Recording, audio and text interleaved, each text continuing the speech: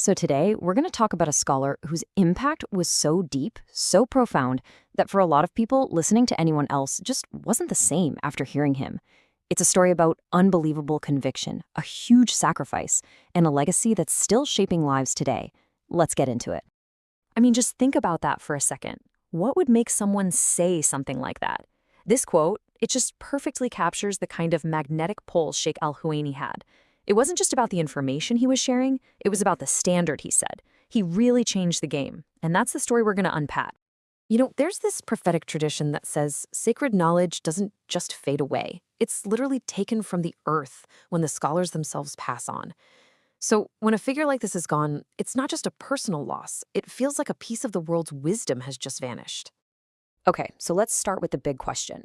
Who was Sheikh Al-Huwaini, really? And what was it about him that made so many people feel this deep personal connection?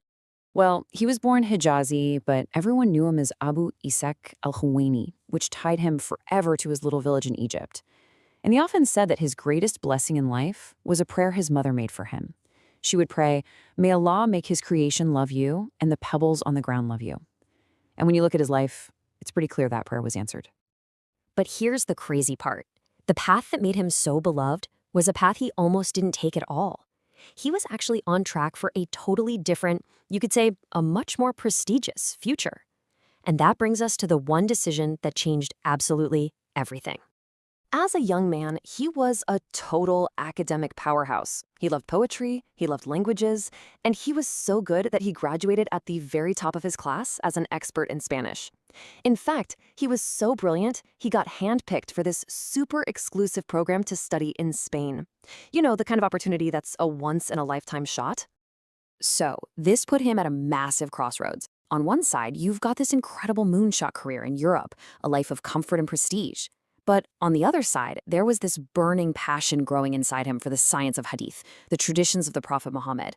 And the longer he stayed in Spain, the more it felt like he was living a double life, like he was betraying his real purpose. And so he did something that most people would think is just crazy. Right in the middle of the program, he just walked away. He left it all behind, returned to Egypt, and decided to dedicate his entire life to secret knowledge, just trusting that somehow everything would work out. And this decision is what led him to develop this really unique way of doing things, a method that let him have a massive impact on two completely different worlds at the same time. He had this personal motto that explains his entire approach perfectly. My tongue is for the masses, and my pen is for the specialists. Seriously, that one sentence is the key to his whole life's work.